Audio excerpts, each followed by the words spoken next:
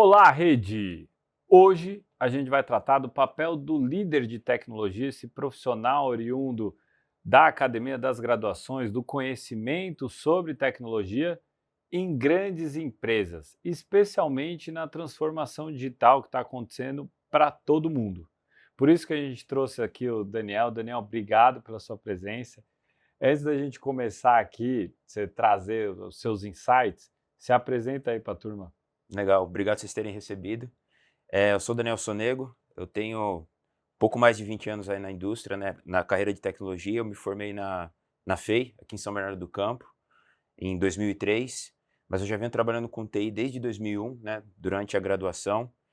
Comecei trabalhando no Ibope, que era um instituto de pesquisa de mídia, que hoje é Kantar, né, Uhum. que é outra, mudou, né, de empresa, mudou de nome. Mas eu trabalhei lá por um bom tempo, mudei para outras empresas e comecei a trabalhar na indústria da aviação de 2006 para 2007, na época como consultor pela IDS, que é uma empresa americana que foi mudando aí também de nome, né, foi sendo adquirida por outras empresas. Trabalhei alguns anos lá, pela IDS na TAM, Linhas Aéreas. Trabalhei lá uns 5, 6 anos, depois eu fui para a Avianca, né, trabalhei também lá por bastante tempo, por uns 5, 6 anos também. Passei pelo varejo, fiquei quase um ano na ReHap, indústria de comércio de brinquedos, e fui para a Azul, que é a empresa que eu estou atualmente, aí já tem 6 anos. Ao longo desse tempo eu tive a oportunidade de participar de diversos tipos de projeto, desde e-commerce, troca de RP, sistemas específicos também para a companhia aérea, né, obviamente, aí por ter passado um pouco mais de tempo nesse setor, com projetos para digitalização, automação de processos, RPA, inteligência artificial mais recentemente. Então, assim, tive a oportunidade aí dentro desse tempo todo, aí quase 20 anos, de navegar muito, o que trouxe bastante bagagem, né, porque eu precisei me especializar em implementação de projetos, porque empresas desse porte, não dá para você sair fazendo tudo muito rápido, né, então você tem que ter muita cautela em como você faz certos movimentos em tecnologia. Então empresas aí de 20, 30 bilhões de reais de receita anual, não consegue sair fazendo muita coisa, né, tem um apetite talvez a risco um pouco menor. Então, eu tive que me especializar em implantação de projetos para poder colocar tecnologias, importantes dentro da companhia, de uma forma segura, de uma forma relativamente rápida, mitigando o máximo de risco possível e fazendo change management, às vezes, de 10, 15, 20 mil pessoas impactadas. É um formato um pouco diferente. Então, do que a gente, às vezes, acaba vendo hoje em dia, né. Então, foi interessante porque eu consegui colocar esse tipo de projeto, obviamente trazendo da academia estudo, etcétera, mas foi na prática ali, participando desses projetos, alguns liderando, alguns no começo ali aprendendo, entendendo como é que funcionava esse tipo de dinâmica, projetos realmente muito relevantes para essas empresas. Então foi basicamente assim que eu fui construindo minha trajetória. Na saída minha da TAM para a Avianca foi minha primeira participação, minha primeira atuação como líder, né, antes eu trabalhava como consultor, como analista, tratava muito tema com as áreas de negócio, com fábrica, com parceiros, e na mudança da TAM para a Avianca foi quando eu tive a minha primeira oportunidade para liderar uma equipe, começar a desenvolver pessoas, então que também foi um outro desafio, então não era só uma questão mais de lidar com temas do negócio, com parceiros, mas também com formação de pessoas. Então, e dali para cá, nunca mais eu saí dessa linha de liderança, de times, líder de líderes, então fui me desenvolvendo muito nisso daí também. Você está num segmento, num setor que, do ponto de vista tecnológico, avançou muito, assim Muito. como o de saúde, porque a aviação você precisa, obviamente, para operar os aviões, fabricar, desenvolver, operar, tem que ter um nível de maturidade tecnológica para especificamente isso muito grande, assim como saúde, elaboração de fármacos, equipamentos de exame. Porém, essas novas soluções digitais, novos modelos de gestão vieram depois. Sim. O que você observou de diferença do que tinha quando você começou a carreira para o papel desse profissional de tech hoje, por exemplo? Assim, antigamente a gente era muito dependente de algumas grandes soluções para a indústria, né, então você tinha meia dúzia de soluções para a indústria global, falando no mundo, você tinha que escolher uma delas e seguir a linha ali e pronto. E aí você tinha uma área de tecnologia que se conectava naquilo, fazia algumas coisas, mas não tinha muito espaço para, de verdade, inovar.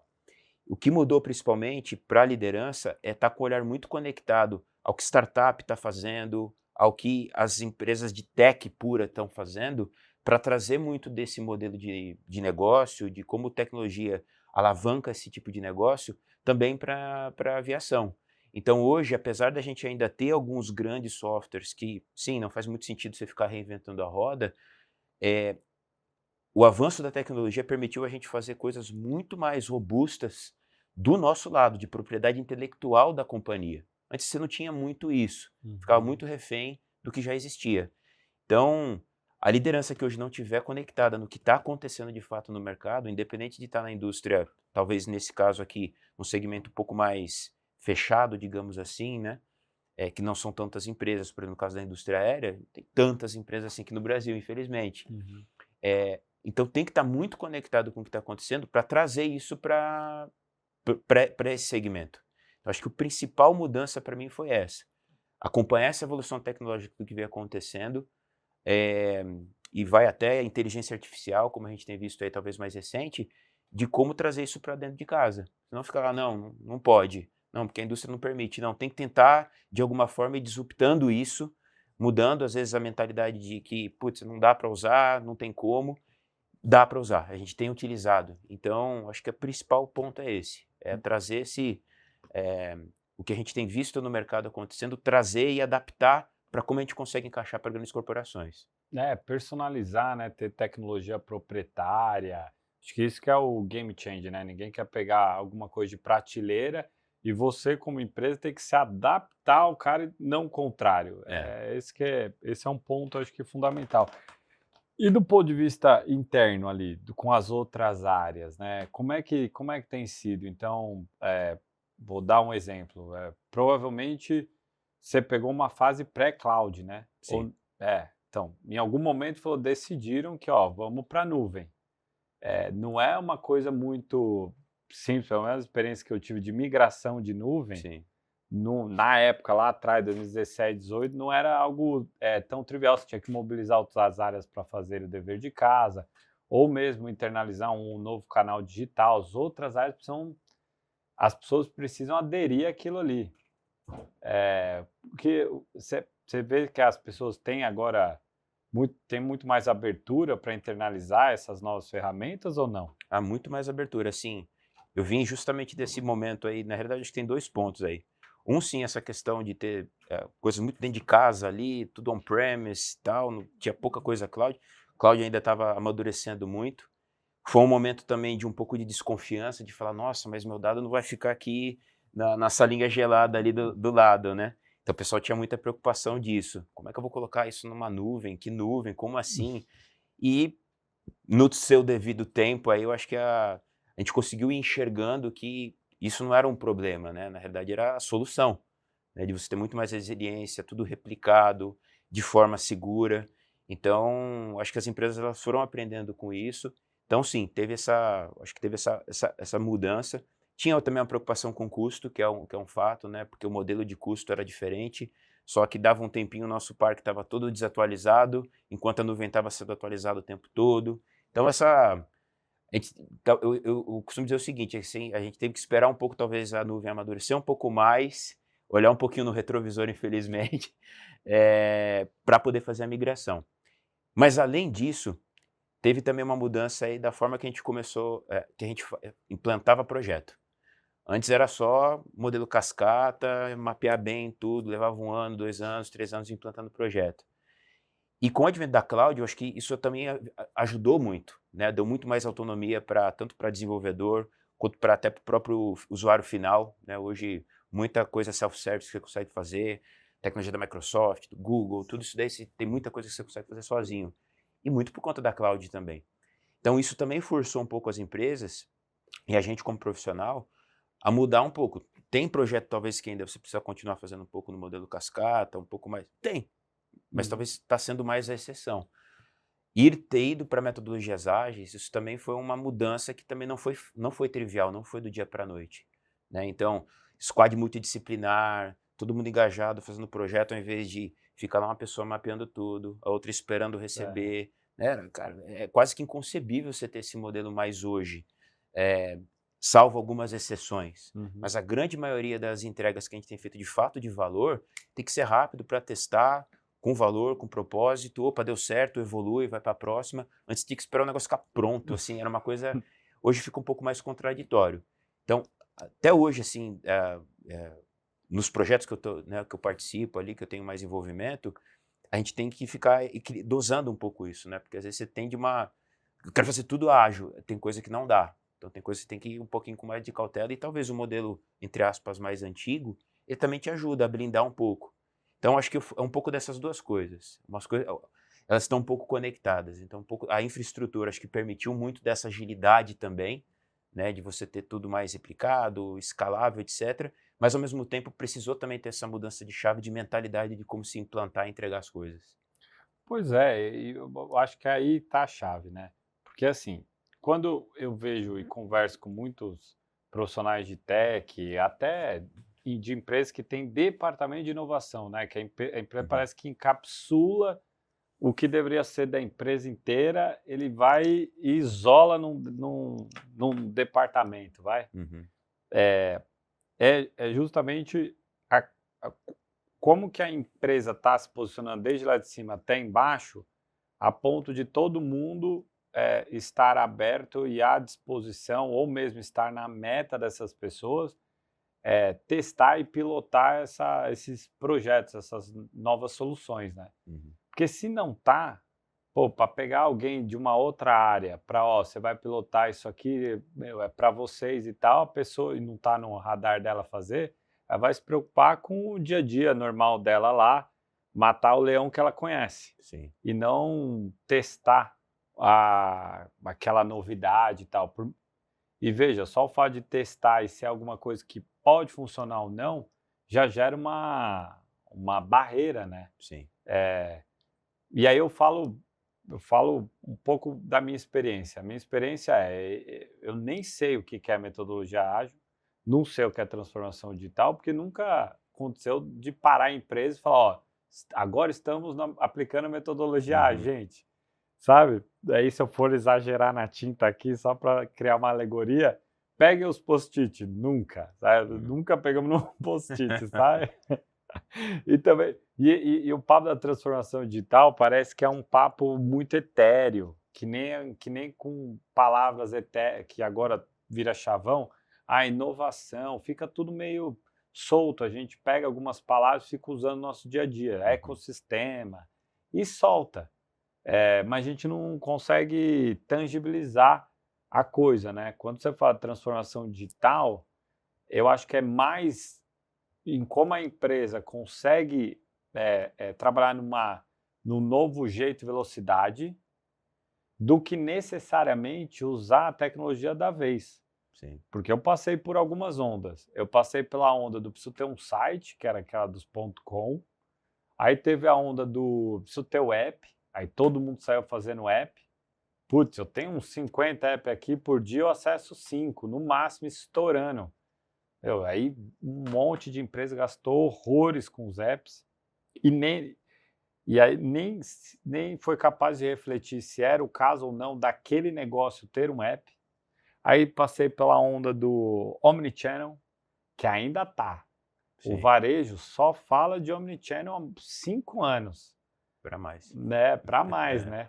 E aí a pergunta que eu faço sempre para aquele varejo muito tradicional é o seguinte: gente, vocês estão falando de omnichannel. Vocês conseguem pedir, uma pizza no Instagram do iFood? Não consegue. Ninguém é omnichannel. No máximo você vai receber um "oi, tudo bem", vai mandar uma coisa blocada lá. Quem que é omnichannel? Está em todos os canais confluindo para o mesmo resultado? Uhum. Não, você vai escolher um canal. Você pode jogar todos para confluir ali. Mas o omnichannel de maneira, assim, holística, de todos os canais são de venda, uma loucura. A onda do agora mais recentemente que você citou, do de IA, pô, o povo está usando de maneira desenfreada, É. até da maneira, assim, pegando dados da empresa, e tacando no GPT, sem nenhuma segurança daquela informação. Ou seja, está pegando um dado estratégico da empresa, jogando no GPT que vai utilizar aquele dado, sabe lá Deus para quê. Sim. Então, assim, é muita onda, é muito, ó, vamos ver qual que é qual que é a próxima onda para eu dropar. Que você vê de todo esse cenário, assim? Porque, bom, agora com a IA generativa, a gente vai ver vários serviços em cima dela, Sim. né? Não necessariamente a utilização disso apenas para estabelecer uma linguagem natural para foto, para vídeo, o que seja. Uhum. Mas a gente vai ver diversas aplicações em cima, como foi lá atrás os sistemas operacionais de smartphone. Como navegar? Como é que ter a direção com tantas possibilidades aí, com tantas portas abertas aí para saber, ó, e aí, qual que a gente vai entrar? A gente vai entrar nessa de A, a gente entra em todas, do Omnichannel, entro do Apple, entro do, sei lá, bola da vez que tiver. Como ter essa direção? Eu acho que assim, depende um pouco da característica do setor que a empresa está inserida, né?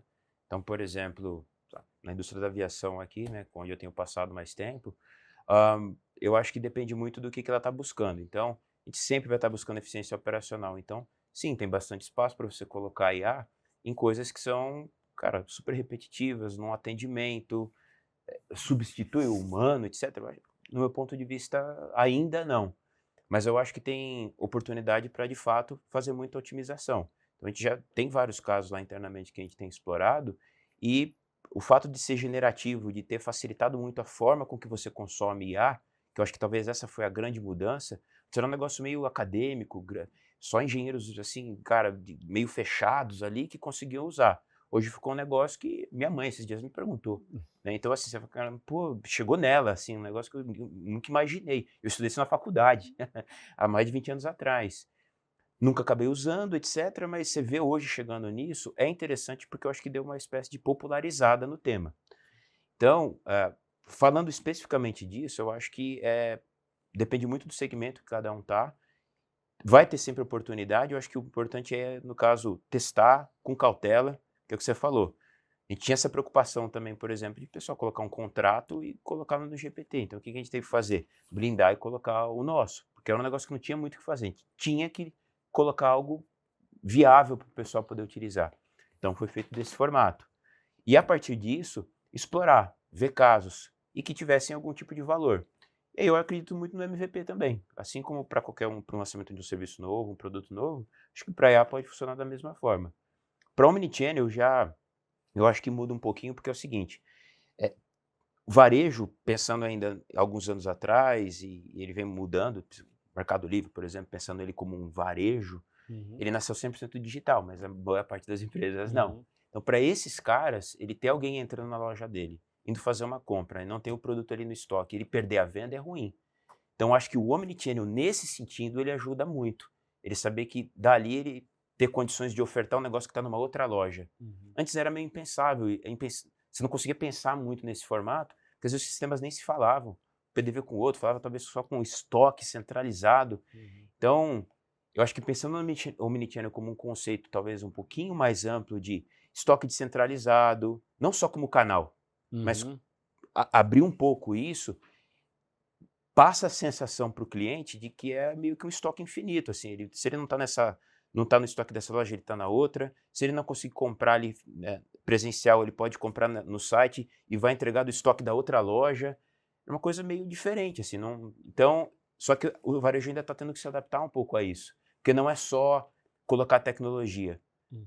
Vou dar um exemplo, uma loja que tem venda presencial ali, física, e você paga um comissionamento para o vendedor. Aí o cliente chega lá, vai comprar, não tinha, ele comprou pela internet e está indo lá receber. Vai pagar o comissionamento para a pessoa que vai lá buscar lá o produto ou ele vai ver aquilo como um problema? O Aham. vendedor. Então também tem questões culturais que tem que trabalhar, então não é só tecnológica, não é só o cliente. Então tem várias coisas envolvidas nisso que talvez por isso que ainda não escalou na sua total potencialidade. Eu acredito no modelo, pensando nessa linha que eu te falei, de não perder venda. De assim, não é necessariamente uma questão de canal, é de você ter estoque descentralizado, de você pensar realmente no cliente que ele possa comprar de onde ele puder e da forma que for mais aderente possível. Eu acho que tem alguns cenários em que sim, talvez é um canal específico, faz mais sentido, porque o negócio talvez nasceu daquele modelo, num gap que sempre existiu, por exemplo, é o caso do iFood. É inimaginável você ligar para alguém e pedir comida. né? Nem só para o iFood, eu acho que para qualquer coisa. No máximo você vai pedir para um WhatsApp. Mas ainda existem outros negócios que têm um pouco dessa dependência. Tem outra questão também que eu acho que a maturidade do consumidor, ela vem evoluindo, mas ela não está 100% evoluída. Então ainda tem muita gente que tem resistência eventualmente de comprar pelo site. Pô, vai colocar o dado do cartão de crédito. Putz, mas é seguro? Ah, não, deixa eu ir lá na loja lá e vou lá comprar. Talvez você vai ter que ainda continuar por um tempo tendo esse outro canal. Mesma coisa com o banco. Ainda tem uma curva de amadurecimento das empresas e do próprio consumidor de apostando ainda cada vez mais em canais digitais, e ainda não é 100%. Né? A gente estava até conversando um pouco sobre banco, tem boa parte da população que não tem conta em banco. Não é só uma questão de, não tenho porque eu não quero. Posso ter, confio no banco, como é que vai funcionar isso? Tem muita gente que ainda tem esse tipo de resistência. Então acho que é uma jornada de amadurecimento de vários lados, tanto das empresas também, empresas talvez mais tradicionais, empresa 100% digital é outro papo, mas as mais tradicionais eu acho que tem essa curva ainda, e do próprio consumidor também. Pensando em Brasil, ainda também tem, né, um pouco dessa curva. É É um isso pouco disso que eu mesmo. vejo no todo aí.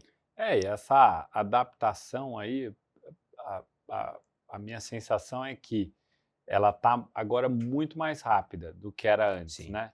Então, se a pessoa tem, por exemplo, uma ótima experiência para receber alguma coisa em casa, ou para cancelar e estornar, ou mesmo para assistir um filme, ele vai pegar aquela experiência e derivar para os outros segmentos que ele atua também, sim. que ele atua como consumidor, né? Que ele compra.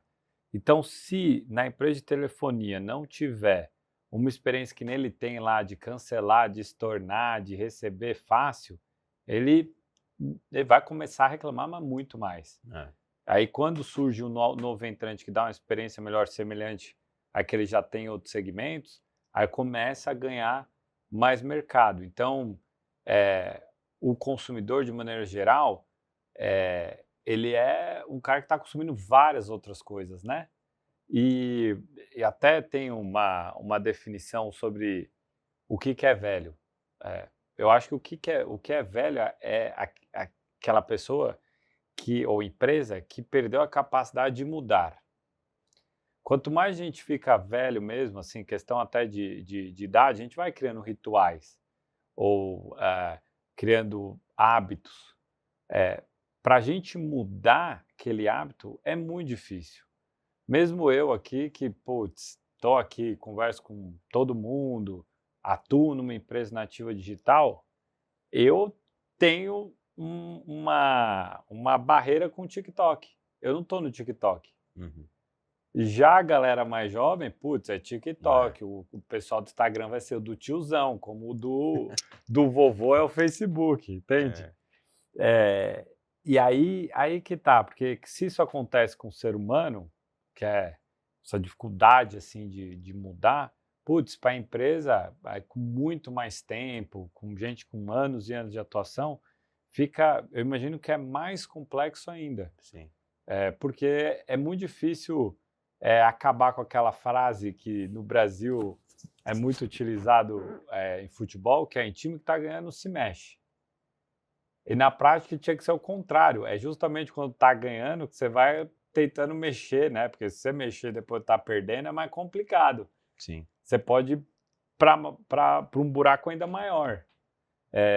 E aí aí concluindo aqui o raciocínio, as experiências que eu estou vendo de grande sucesso em grandes corporações, nesse sentido de mudança e adaptação, são gestadas fora da empresa e aí depois integra. Do que tentar convencer uma companhia inteira, ou 3, 4, 5 departamentos inteiros, a aderir uma novidade da ocasião. Queria que você raciocinasse acima disso. O que você percebe com a tua experiência em 3, 4 empresas que você passou aí, assim, embora o nível de aceitação tenha sido maior, tenho certeza que se mudar o trabalho dela, ela vai, ou se ela se sentir, preterida, tipo, se aquela solução acabar substituindo uma parte ou melhorando uma parte do trabalho que ela tem no dia a dia, ela pode se sentir até incomodada de utilizar, né? Né. Assim, eu já tive talvez o case de maior destaque, assim, que eu lembro que, né, tá bem conectado com o que você está falando, foi quando eu trabalhei numa das companhias aéreas aí que eu comentei, foi na Avianca, no caso, inclusive. Que a gente tinha desafios tecnológicos muito grandes, né, era uma empresa que veio, né, pequena, foi crescendo, tal, e chegou num determinado momento que a parte de experiência digital era muito fraca. E o pessoal talvez não acreditava muito que tinha que apostar em algo nesse sentido, já tinha um core system funcionando bem e tal. E o que a gente teve que fazer? A gente teve que meio que montar um labzinho ali apartado, talvez até por isso que muitas empresas acabam montando um Innovation Lab ali à parte, porque não tinha muito o que fazer, a gente teve que meio que começar um pouquinho por fora, e foi interessante porque foi até uma iniciativa minha lá na época, que eu vi, eu ficava meio incomodado da gente não ter nada na época. Chamei os 4, 5 pessoas ali do time, vocês topam fazer um protótipo, eu levo para a estrutura, né, da empresa, para a gente tentar conseguir uma aprovação de budget para conseguir fazer isso. Vamos fazer, conversa com um, conversa com o outro. Então, para a gente tentar vencer talvez essas barreiras, precisou fazer um negócio meio apartado, mas que algumas pessoas acreditassem que isso teria algum valor. Na época a gente viu que tinha, conseguimos montar, conseguimos a aprovação do budget, deu certo, e o aplicativo foi lançado lá na época da forma que deveria, e depois ele continuou e começou-se a postar aí sim no canal. Então, assim, em cima do que você comentou, eu acho que tem alguns momentos que a empresa, talvez toda realmente, ela vai ter muita dificuldade de apostar em algo, por exemplo, como esse que eu acabei de falar, mas algumas pessoas vão ter que acreditar que isso é possível e talvez elas precisam realmente de um espaço, e aí a organização precisa acreditar nisso, né? Talvez, como eu falei, não toda, mas alguns precisam acreditar para que dê espaço para esse pessoal fazer algo e começar a trazer e começar a provar valor. Principalmente algo que está muito tradicional, não vou dizer que está engessado, mas está não vão mexer porque a gente já está ganhando, ou está ganhando o suficiente. E ali, de fato, era um espaço, porque era um negócio, era um canal novo, não tinha, né? Ele não ia competir com algum outro canal. Talvez era outro perfil de público que a gente ia atingir, e não tinha como. Então, ter feito nesse formato, eu acho que permitiu a empresa enxergar que, putz, é possível. E o interessante é que, depois que a gente conseguiu fazer isso, algumas outras ideias semelhantes começaram a ter uma visibilidade um pouco mais rápida de ser aprovada. A pessoa falou, não, pô, se for naquela linha que a gente fez, pô, vamos tentar. Então, eu acho que tem um pouco disso, né? Assim, tem que sempre ter alguém que vai puxar, não tem jeito. Ou, que é o caso também de alguns cenários, acaba tendo alguma coisa completamente apartada, é que viu que deu certo, aí traz. Mas nem sempre as empresas conseguem fazer isso, né? É isso aí. Pô, Daniel, obrigado, tá? Aprendi um montão. Como é que o pessoal te encontra aí? Quer falar com você? Como? LinkedIn, Daniel Sonego, Boa. o canal mais fácil aí para me encontrar. Obrigado, Daniel. Valeu. E você, não deixe de se inscrever aqui no canal, deixar seu comentário, sugestão de gente para trazer aqui. Espero que você tenha aprendido bastante, assim como eu, tá bom? Até o próximo. Valeu!